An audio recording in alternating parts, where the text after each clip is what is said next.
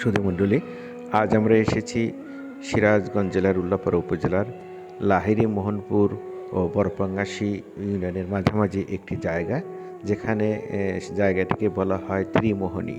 তিন নদী একত্রে মিলিত হওয়ার, তিন দিক থেকে আসা নদী একত্রে মিলিত হওয়ার নাম ত্রিমোহনী।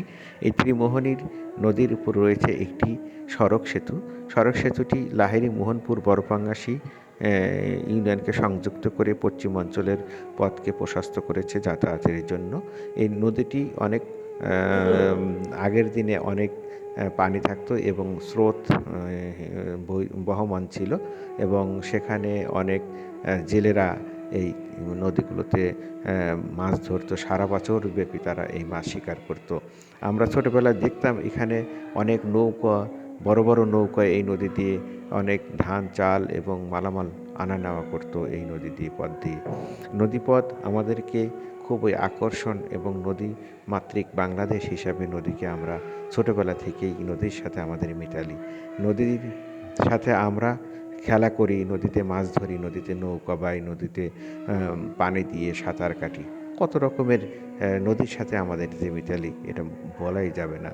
এবং নদীতে আমাদের বিভিন্ন ধরনের পশু পাখি এবং গৃহপালিত জীবজন্তু এখানে আমরা চড়াই উতরাই করি।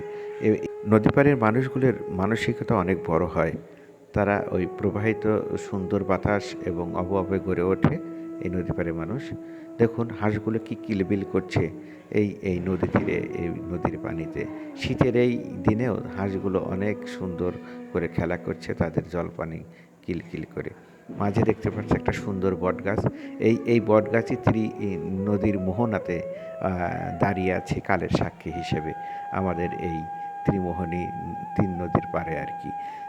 দেখা যাচ্ছে যে এই নদীর পানি অনেক স্বচ্ছ নীল রঙের হয়ে থাকে। নদীতে যখন নামা হয় তখন দেখা যায় যে স্বচ্ছ পানি একেবারে চকচক করছে। পানির মধ্যে কী কী আছে সব তাও দেখা যায়। এই নদীকে ভালোবাসি। নদী মাতৃক এলাকার মানুষগুলো অনেক সুন্দর মনের হয়ে থাকে।